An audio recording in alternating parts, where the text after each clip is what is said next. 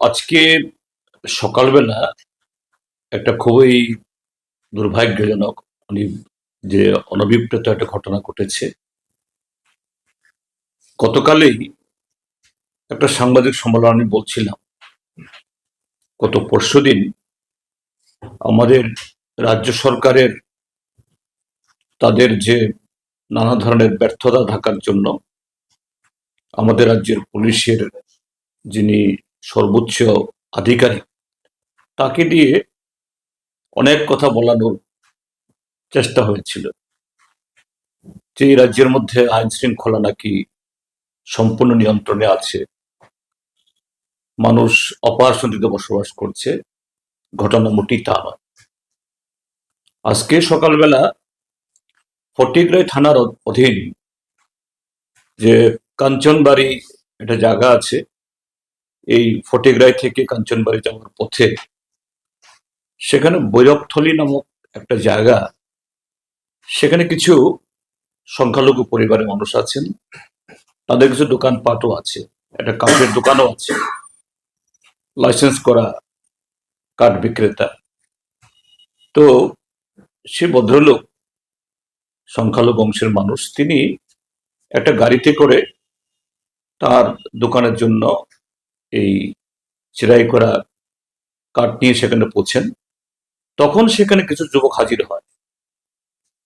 এই সময়তে বোধহয় ওই এলাকাতে কোনো একটা মেলা হয়, সেই মেলা চাঁদা দিতে হবে। নিশ্চয়ই এলাকার যুবক, জানা পরিচিত মানুষ,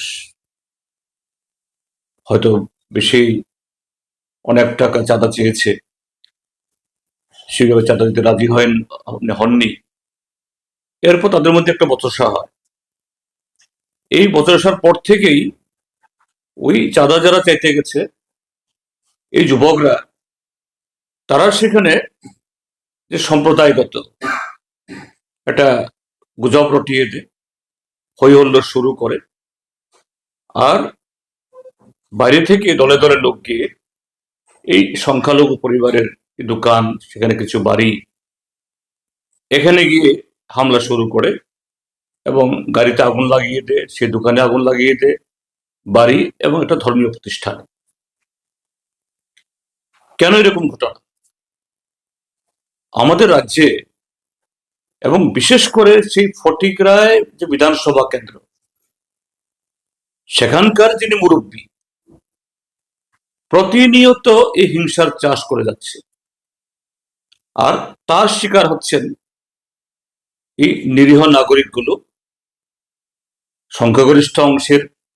এবং তাদের মধ্যে যেহেতু প্রশাসনিকভাবে, সাংবিধানিকভাবে যিনি নেতৃত্ব দেবেন, তার মুখ থেকে এভাবে হিংসার উস্কানি ইত্যাদি, তো একটা ছোট্ট ঘটনায় সেখানে এরকম একটা ঘটনা হয়ে গেল। এবং আমরা শুনেছি প্রায় সকাল 9টা থেকে এ ঘটনা শুরু হয়েছে। আগুন লাগানোর পর ফায়ার সার্ভিসকে খবর দেওয়া হয়েছিল, ফায়ার সার্ভিসকে যেতে দেওয়া হয়নি। প্রায় ঘন্টা 1.5-2 ঘন্টা পরে ফায়ার সার্ভিসকে পৌঁছলেও কিছু রক্ষা করতে পারেনি, অর্থাৎ কয়েকটা পরিবারের তারা সর্বশান্ত হয়ে গেল। আমি 10টা নাগাদ আসলে সকালবেলা অফিসে এসেছি, তখনই দুটো ফোন পাই যে এরকম একটা ঘটনা ঘটছে, আপনি খবর নিন। তো আমি আমাদের পার্টির লোকদেরকে বলি, তোমরা তাড়াতাড়ি যাও,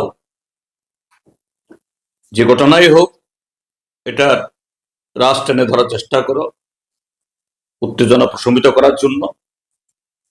এবং তাদের সাথে কথা বলার সাথে সাথেই পুলিশের ডিজি সাহেব, ধানকর সাহেবকে আমি ফোন করি।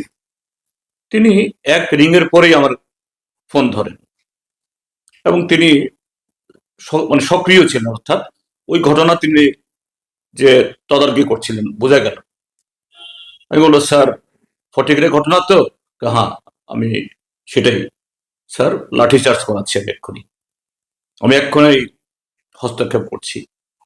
অর্থাৎ তিনি খুবই সক্রিয়তা দেখিয়েছেন এবং সঙ্গে সঙ্গেই বলেছেন। আমি বললাম, ঠিক আছে, যে আমি আর কথা বলছি না, আপনি একটা জরুরি কাজ করছেন, আপনি নিয়ন্ত্রণে আনুন।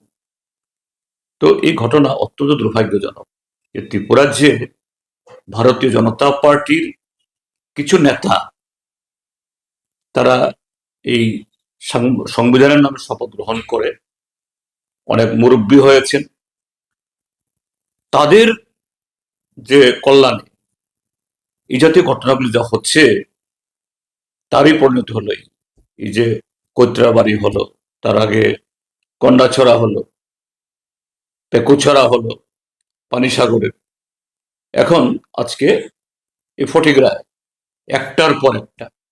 আমি সেই জন্যই বলছিলাম যে আমাদের ডিজিপি মহোদয় ভদ্রলোক, ভালো মানুষ, কিন্তু তাকে দিয়েও সরকার তাদের কলঙ্ক ঢাকার চেষ্টা করানো হচ্ছে যে না, ত্রিপুরাজ্যে কোনো শান্তি নেই।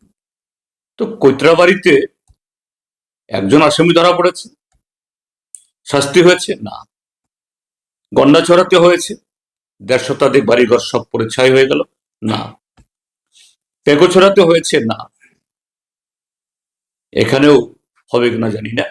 আমি একটু আগে একটা ভিডিও দেখছিলাম, একজন মহিলা আর একজনকে ফোন করে জানাচ্ছে তার ফেসবুকে এই এটা রেকর্ডিং বাজাচ্ছে যে আমাদের বাড়ি পুড়লো, আমাদের দোকান জ্বালিয়ে দেওয়া হলো, ২ ঘন্টা বাদে এই ফায়ার সার্ভিস আসলো, আমাদের সর্বশান্ত হয়ে গেল। এখন পুলিশ আমাদের বাড়ি ঘরে লোকজনদের ধরার চেষ্টা করছে। এটা ওই মহিলার কণ্ঠস্বর থেকে আমি শুনেছি। এটা কতটুকু সত্য জানি না, আমি খবর নিচ্ছি। এটা যদি হয়ে থাকে খুবই দুর্ভাগ্যজনক। আমি পুলিশ প্রশাসনকে অনুরোধ জানাবো যে কড়া হাতে এর মোকাবেলা করুন। ঠিক আছে, ডিজিপি সাহেব সকাল থেকে সক্রিয় ছিলেন, কিন্তু শুধু এই সক্রিয়তা চলবে না। কেননা আমাদের রাজ্যের যারা প্রশাসনিক এই পলিটিক্যাল এক্সিকিউটিভ যারা, তাদের মধ্যে সেই অনুশোচনা নেই, সেই সেনজিটিভিটি নেই। এই যে ঘটনা ঘটল সকালবেলা, তার অধুরেই মাননীয় মুখ্যমন্ত্রী মহোদয় তিনি রোড শো করছেন, কাঞ্চনপুর গিয়ে এই সভা করছেন, বড় বড় একটা উল্লেখ তার মুখে দিন না। যদি তিনি সত্যিকারে যদি সেরকম সংবেদনশীল হতেন, রেসপন্সিভ হতেন, যে জনসভা রুট শো বাতিল করে দিয়ে তিনি ফটিকরা আসতেন, আসল না তো। এখন অব্দি একটা বাক্য ওনার মুখ থেকে শোনা যায়নি। ঠিক আছে, যা হয়ে গেছে হয়ে গেছে, কিন্তু একটা মুখ্যমন্ত্রী এই ঘটনার সম্পর্কে সতর্ক করা, সবাইকে শান্ত থাকার জন্য বলা, তার অনেক অর্থ রয়েছে। কিন্তু এখন অব্দি সকাল ৯টায় ঘটনা, এখন বাজছে ৫:৩০। No, not a single word from the mouth of chief minister.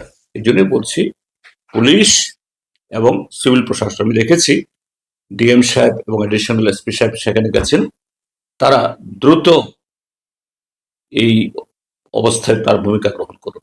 আমরা সর্বতোভাবে নৈতিকভাবে আমরা সমর্থন করব প্রশাসনকে, যাতে আর একটাও বাড়ি না পড়া যায়, আর একটা মানুষের কোনো ক্ষতি না হয়।